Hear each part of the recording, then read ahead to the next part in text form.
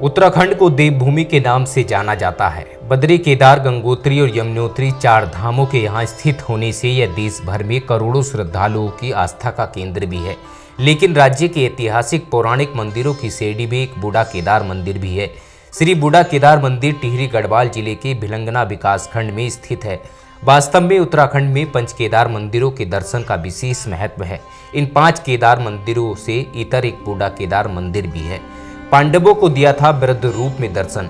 वृद्ध केदारेश्वर की चर्चा स्कंद पुराण के केदार खंड में सोमेश्वर महादेव के रूप में मिलती है। भगवान बूढ़ा केदार के बारे में मान्यता है कि गोत्र हत्या के पाप से मुक्ति पाने हेतु पांडव इसी मार्ग से स्वर्गारोहण हेतु हिमालय की ओर गए। यहीं पर भगवान शंकर ने बूढ़े ब्राह्मण के रूप में बालगंगा धर्म गंगा के संगम पर पांडवों को दर्शन दिया था।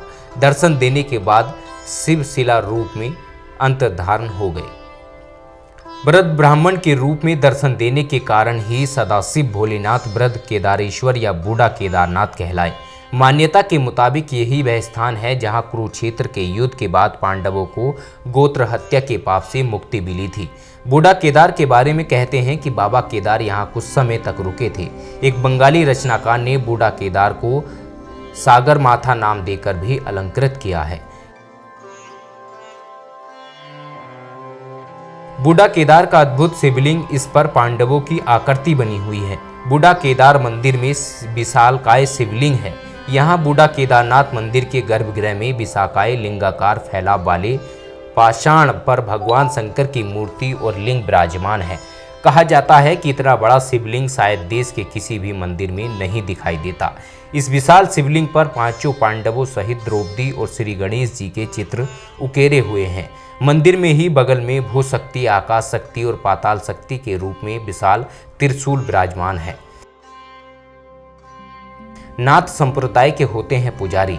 एक और खास बात, बाकी हिंदू मंदिरों की तरह बूढ़ा केदार के मंदिर में पुजारी ब्राह्मण नहीं होते, बल्कि वे नाथ संप्रदाय के और जाति के राजपूत होते हैं। यह परंपरा कई सदियों से चली आ रही है। उसमें नाथ जाति के सिर्फ वही लोग ही मंदिर में पूजा कर सकते हैं जिनके कान छिदे हुए हों। जब भी किसी रावल मंदिर के पुजारी की मृत्यु होती है तो उन्हें मंदिर के प्रांगण में ही समाधि दी जाती है। मार्गशीर्ष माह में लगता है मेला। बूढ़ा केदार में हर साल मार्गशीर्ष माह में मेला आयोजित होता है। कई बार स्थानीय लोग इस मंदिर क्षेत्र को विकसित करने की मांग कर चुके हैं। हर साल बूढ़ा केदार मंदिर में हजारों श्रद्धालु पहुंचते हैं। दर्शन करने आज भी सैकड़ों पैदल तीर्थ यात्री हर साल आते हैं। बूढ़ा केदार में रहते हुए ट्रेकिंग और पक्षियों का नज़ारा करने का लुत्फ भी उठाया जा सकता है। मंदिर के आसपास कई तरह के रंग बिरंगे पक्षी देखे जा सकते हैं। 5वां धाम घोषित करने की मांग। स्थानीय लोग बूढ़ा केदार को उत्तराखंड का 5वां धाम मानते हैं। उत्तराखंड सरकार ने गंगोत्री, यमुनोत्री, बद्रीनाथ और केदारनाथ को 4 धाम घोषित कर रखा है, पर स्थानीय नागरिक इसे आधिकारिक तौर पर 5वां धाम घोषित करने की मांग कर रहे हैं। साथ ही यहां पहुंचने के लिए संपर्क मार्ग को बेहतर करने की मांग भी कर रहे हैं। बालगंगा और धर्मगंगा का संगम। बूढ़ा केदार में बालगंगा व धर्मगंगा नदियों की संगम स्थली भी है। यह मंदिर बालखिल्या पर्वत और बारणावत पर्वत की परिधि में स्थित सिद्धकूट, धर्मकूट, यक्षकूट और अप्सरागिरी पर्वत श्रेणियों के मध्य सुरम्य बालगंगा और धर्मगंगा के संगम पर स्थित है। प्राचीन समय में यह स्थल 5 नदियों बालगंगा, धर्मगंगा, शिवगंगा, मेनका गंगा व मट्टान गंगा के संगम पर था, पर अब 3 नदियां दिखाई नहीं देती। बालगंगा और धर्मगंगा के संगम में स्नान करना पुण्यदायी माना गया है। संगम में आरती भी होती है। आगे बढ़कर यही नदी भिलंगना का रूप धारण कर लेती है। यह क्षेत्र हमारे देश का सीमांत क्षेत्र है। इस क्षेत्र को कभी टिहरी की रियासत की दूसरी राजधानी के नाम से जाना जाता था। आज भी यह घाटी खेतीबाड़ी के लिहाज से काफ़ी उर्वर है।